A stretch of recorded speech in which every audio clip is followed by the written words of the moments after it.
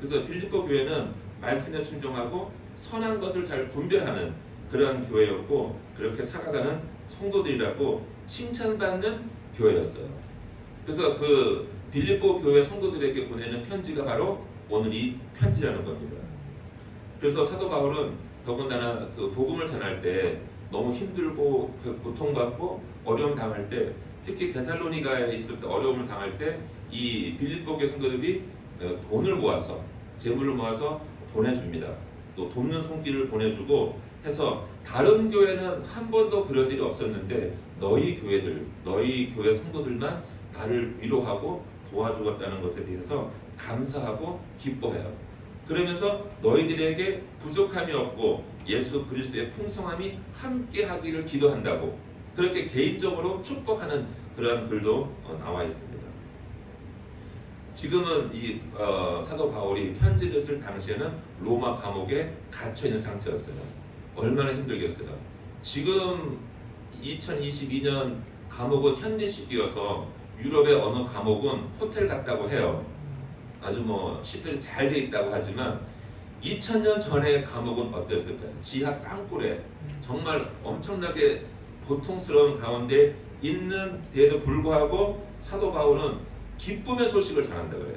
그래서 사도 바울이 아름다운 교회가 어떠한 것이며, 그리고 하나님이 기뻐하는 성도가 어떻게 살아가야 되는 것이 맞는지를 알려주려고 편지를 쓰고 있는 겁니다.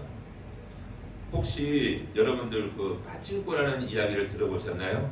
소설 책도 일본에서 흔히 하는 도박 기계 이름이죠. 빠찡코라고.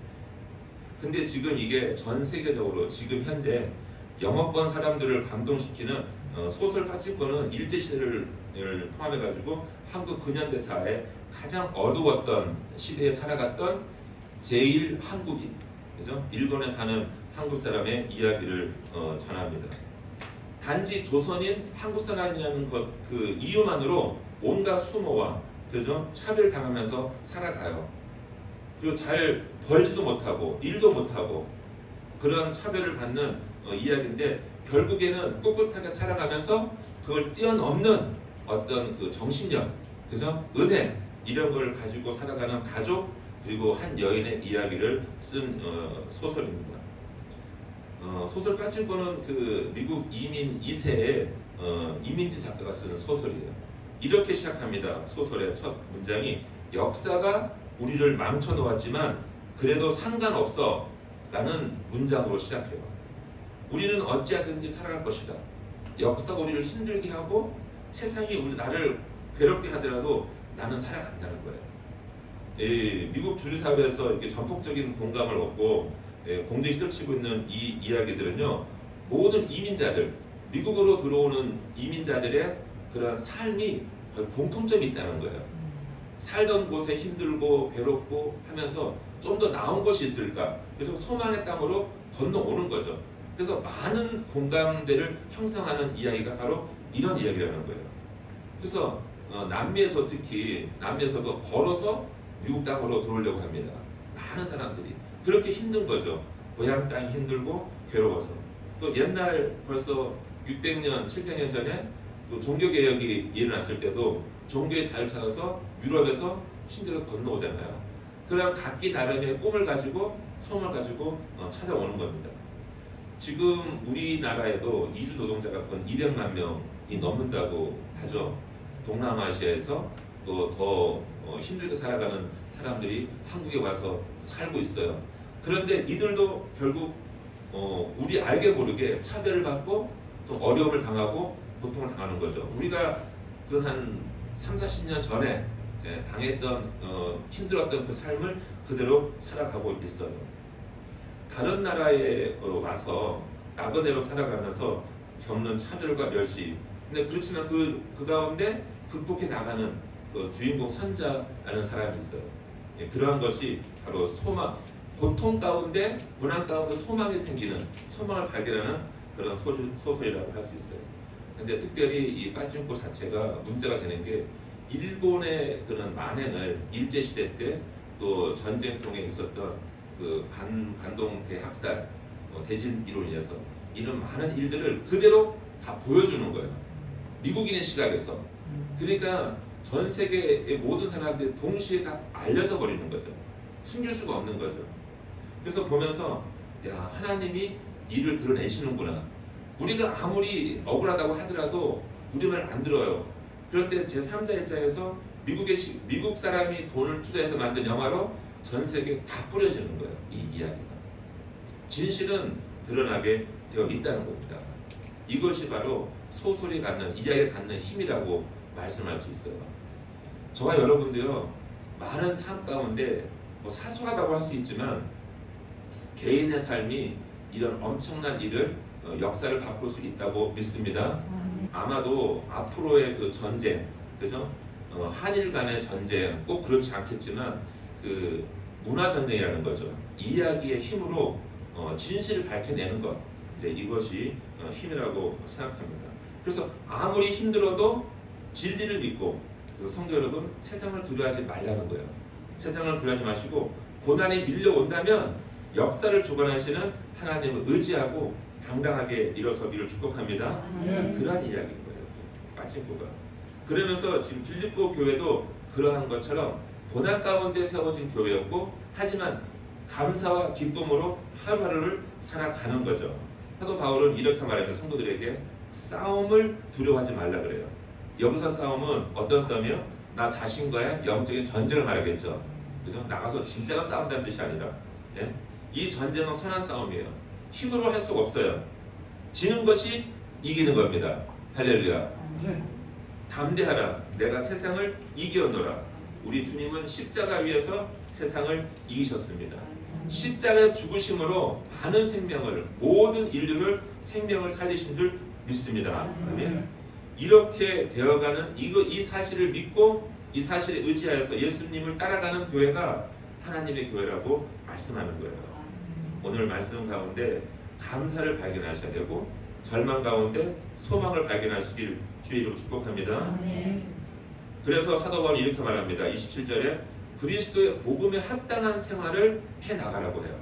한번 같이 읽어볼까요? 27절 오직 너희는 그리스도의 복음에 합당하게 생활하라. 이는 내가 너희에게 바보나 떠나 있으나 너희가 한 마음으로 서서 한 뜻으로 복음의 신앙을 위하여 협력하는 것과, 이렇게 말하고 있습니다. 한 마음으로 서서 한 뜻으로 협력하라고. 이 복음에 합당한 생활이라는 것은 광범위한 말씀이에요. 그죠? 광범위해요. 하지만 특별히 무엇을 강조하냐면 협력하라고 말씀하세요. 함께 도우라고. 힘을 모으는 거예요. 우리 교회는 어떻습니까? 힘을 모으는데 엄청나게 탁월한 능력을 가진 분들을 믿습니다. 네? 지금 모래와 같은 세상에서, 그죠? 모래는 스스로 모이질 못하잖아요. 근데 완전 찰떡 같은 교회가 된 줄 믿습니다. 어쩜 이렇게 딱 붙으면 안 떠나요. 그죠? 정말로 한 분도 잃어버리지 않고 하나님이 지금까지 함께 하신 줄 믿습니다. 그 삼겹줄이라고 하잖아요. 그죠? 회초리를 하나는 부러뜨기가 쉬운데 여러 개를 뭉치면 부러지지가 않죠. 네? 그러한 것처럼 하나님이 이렇게 힘을 모으라고 말씀하세요. 여호수아가 이제 아말렉과의 전쟁을 나갑니다. 그럴 때 모세하고 아론에게 뭘 부탁하죠? 기도해 달라고. 그러자 모세가 말합니다. 여호수아에게 너는 가서 싸우라고. 우리가 산에 올라가서 기도하리라.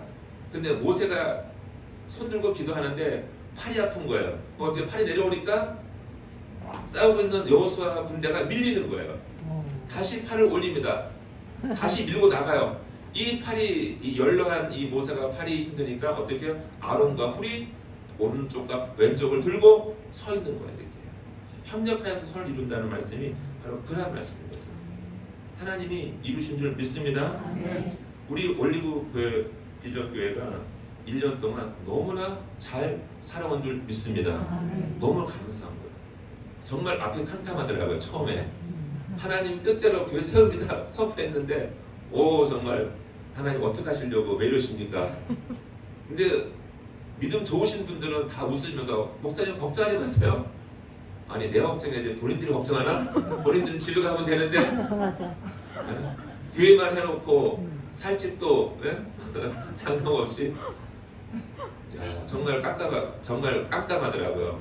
그래서 보증금도 아무것도 없이 교회 사무실 빌려서 썼다가 한 달 만에 나왔나요? 우리가 이걸 다 거의 하나님은 거저해 주시는 거죠. 그래서 저는 오늘 어제 일까지도 하나님이 1주년 우리 교회 생일을 축하하는 의미에서 선물을 보내신 줄 믿습니다. 아멘. 저는 그것이 너무나 감사합니다. 너무나 감사해요. 지금 설교가 딴 데로 흘러가고 있습니다. 이해하세요? 자, 우리는 감사해야 돼요. 그죠? 그리고 담대해야 돼요. 싸우면 안 돼요. 성도들끼리는. 그런데 우리는 잘 싸워야 돼요. 누구랑? 대적하는 사람들과, 하나님을 멸시하는 자들과 잘 싸워 나가야 됩니다. 복음에 합당한 성도는 잘 싸워 이기라고 말씀하세요. 그것이 28절 말씀이에요. 무슨 일이든지 대적하는 자들 때문에 두려워하지 아니하는 이 일을 듣고자 함이라. 이것이 그들에게는 멸망의 증거요 너희에게는 구원의 증거니 이는 하나님께로부터 난 것이라. 복음을 전하는 일에 두려워하지 말라는 거예요. 담대하라는 거예요. 다른 것에 대해서는 겸손하고 낮아지고 양보할 수 있어요. 하지만 복음을 전하는 일에는 담대하실 줄 믿습니다. 아멘. 세상에는요, 위험한 일과 속임을 당하는 일이 너무나 많아요. 상상하지 못할 정도로 일들이 벌어집니다. 하지만 모든 만물을 생사화복을 주장하시는 하나님께 맡기고 우리는 나가야 한다는 거죠. 예수 그리스도의 십자가 복음이 그들에게는 미련한 것, 멸망의 증거로 보이지만 우리에게는 뭐라고요? 구원하시는 하나님의 능력이라 말씀하셨거든요. 그들은 우리를 미련하게 볼다 할지라도 우리는 당당하게 나아가라고 말씀합니다. 그것이 하나님의 뜻이고 은혜인 줄 믿습니다. 우리는요, 세상을 두려워하지 마시고 우리의 생명을 심판하시는 하나님, 우리의 영혼의 무게를 달아보시는 하나님을 두려워해야 할 줄로 믿습니다. 하나님 뭐라고요? 영혼의 무게를 달아보십니다. 믿음 달아보셔야 돼요. 내 믿음 바람에 훅 불면 날아가는지 안 날아가야 돼요. 그죠? 바위같이 튼튼해야 할 줄로 믿습니다. 복음에 합당한 성도는요, 그릇을 준비하셔야 돼요. 또한 은혜와 고난을 받기에 충분한 그릇을 가지셔야 돼요. 은혜 받을 것만 기대하고 준비하는 것이 아니라 은혜와 고난을 함께 받아도 충분한 그릇을 준비하라고 말씀하십니다. 29절 말씀이 그 말씀이에요. 그리스도를 위하여 너희에게 은혜를 주신 것은 다만 그를 믿을 뿐 아니라 또한 그를 위하여 고난도 받게 하려 하심이라. 은혜를 주신 것은 고난도 받게 하려 하시기 때문에 은혜만 받으려고 한다면 그거는 조금 부족한 믿음이겠죠. 고난도 받기를 담대하게 받으라는 거예요. 이 글을 쓰는 이 사도 바울은 엄청난 고난이 많았습니다. 우리가 읽지 않았지만 12절, 13절, 14절을 보면 형제들아 내가 당한 일이 도리어 복음 전파의 진전이 된 줄을 너희가 알기를 원하노라. 이러므로 나의 매임이 그리스도 안에서 모든 시비대 아는가 그 밖에 모든 사람에게 나타났으니 형제 중 다수가 나의 매임으로 말미암아 주 안에서 신뢰함으로 겁없이 하나님의 말씀을 더욱 담대히 전하게 되었느니라. 지금 사도 바울이 복음 전하다가 갇혔어요. 감옥에. 다 도망갈 거 아니에요. 근데 오히려 도망가지 않고 형제들 더 담대하게 복음을 전했다는 거예요. 이 일로 인하여 더욱 하나님의 은혜가 넘쳤다고 증언하는 거예요. 지금. 그러니까 무섭게 달려드는 것을 두려워하지 마시고 오히려 담대하게 복음을 전하라고 말씀하는 겁니다. 아까 말씀드렸던 그 소설 빠진코가 바로 이러한 이야기예요. 역사가 두렵고 시대가 흘러가고 모든 사람들이 일본 사람들이 우리를 죽이려고 그저 관동 대학 살 때 어마어마한 사람이 죽었습니다. 단지 조선인이라는 이유 하나로. 그리고 그것이 끝나고도 또 일을 못하게 해요. 돈을 못 벌게 합니다. 실력이 있고 공부 잘해가지고 높은 자리에 올라가려고 하면 실력은 출중한데 안 시켜요. 일을요. 해고시키고. 그래서 결국은 그 빠찡꾸라는 그 가게를 하는데 이게 야쿠자하고 연결되어 있다는 거예요. 그래서 어쩔 수 없이 불법적인 일을 할 수밖에 없는 상황을까지 몰려가는 거죠. 그럼에도 불구하고 그 일을 통해서 하나님 그 믿음을 가지고 자기의 민족의 정체성을 가지고 살아간다는 거예요. 그래서 고난이 옵니까? 하나님 믿음을 키우시려고 일을 행하실 줄 믿습니다. 진주는 조개 안에 불순물부터 시작돼요. 그래서 너무 아파서 자기의 몸으로 계속 감싸고 해서 만들어지는 게 진저라고 합니다. 복음을 위하여 약간의 고난은 유익입니다. 할렐루야. 아멘. 고난을 두려워하지 마세요. 그럼 하나님이 그 고난 뒤에 있는 축복을 예비하신 줄 믿습니다. 그리고 큰일을 행하시는 주님의 은총이 소나기처럼 부어줄 줄 믿습니다. 우리 교회가 이런 교회가 되기를 소망합니다. 당당한 교회. 비록 조금 먹어도, 오늘은 많이 먹지만 비록 평상시에 조금 먹더라도 당당하게 물 한 컵 들이키고 배 안 고파 라고 하면서 당당히 걸어가는 그런 교회가 되었으면 좋겠습니다. 그리하면 하나님이 기뻐서 춤추시고 우리의 앞길을 형통한 길로 인도하실 줄 믿습니다. 그래서 어찌하든지 간에 복음이 전파되는 교회, 은혜가 전해지는 교회, 성도, 그래서 성도님들이 기도하는 대로 하나님이 듣고 응답하시는 교회가 될 줄로 믿습니다. 아멘. 마지막으로 주 안에서 기뻐하래요. 그러니까 빌립보서 4장 13절 가장 유명한 말씀이 있죠. 빌립보서 4장 13절 내게 능력 주시는 자 안에서 내가 모든 것을 할 수 있느니라. 이 말씀을 마음에 새기시고 우리 교회가 이렇게 힘있는 교회라는 것을 자랑스럽게 그리고 이뤄갈 줄 믿습니다. 우리는 다 할 수 있어요. 하나님 함께 하시니까 고난도 형통도 다 받아 누리는 저와 여러분들이 소망합니다. 우리 교회는 올리브 비전 교회는요 새롭게 일들을 향해 달려갑니다. 이전보다 더 큰 은혜로 달려갈 건데 더 힘들 수 있어요. 그렇죠? 힘들 수 있지만 더 큰 믿음으로, 더 큰 능력으로, 굳센 믿음으로 이 험한 세상을 승리해 나가길 축복합니다. 아멘. 할렐루야.